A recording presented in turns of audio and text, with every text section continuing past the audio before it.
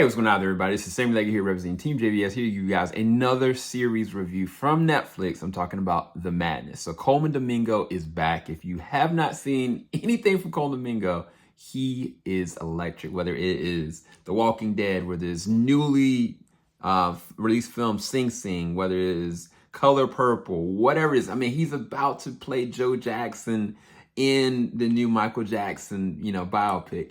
But in this one, he plays a role of Muncie Daniels. Muncie is a reporter as like media person. He's getting a really good opportunity and he just really wants to get away. He wants to go into the woods and kind of, just get alone so he can be able to think and write. And he visits somebody that's a next door person that's got a house also out there, pretty well off for himself.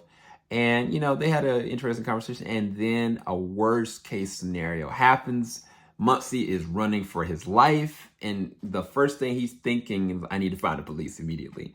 But what we don't know is that this turns into a very strong spiral of a unfortunate thriller that Muncie has to go through. Now, the background of Muncie and the character, he's on the precipice of being divorced.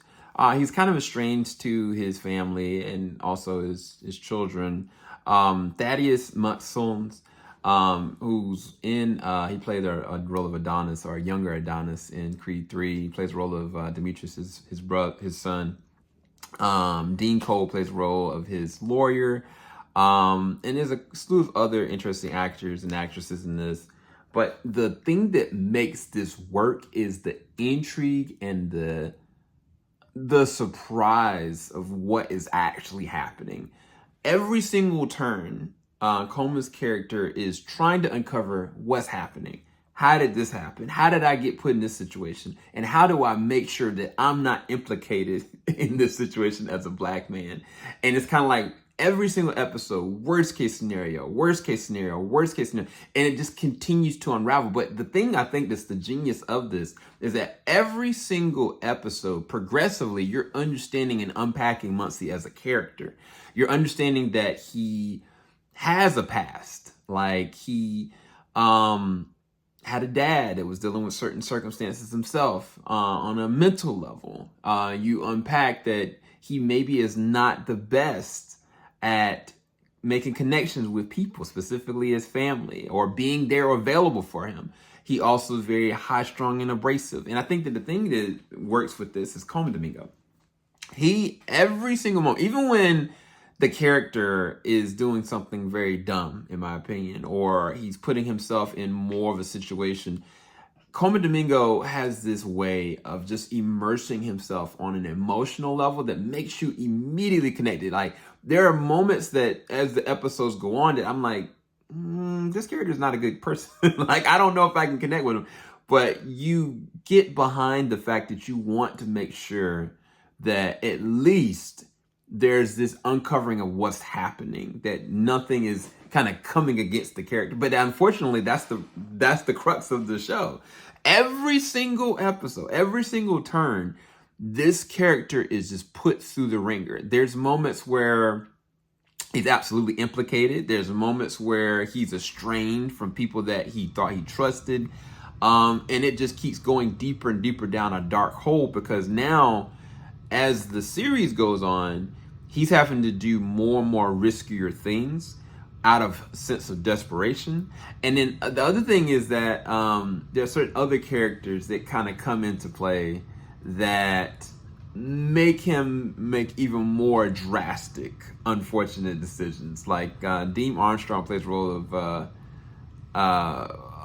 agent, let's just say that, and trying to understand kind of what's going on, but you don't really truly trust anybody. Any character in this, you find yourself not trusting where this is going to go. And you're also finding out that this is getting more and more dangerous as we go deeper and deeper down the unfortunate rabbit hole. And I think that the thing that draws me to this story is that it functions like a book.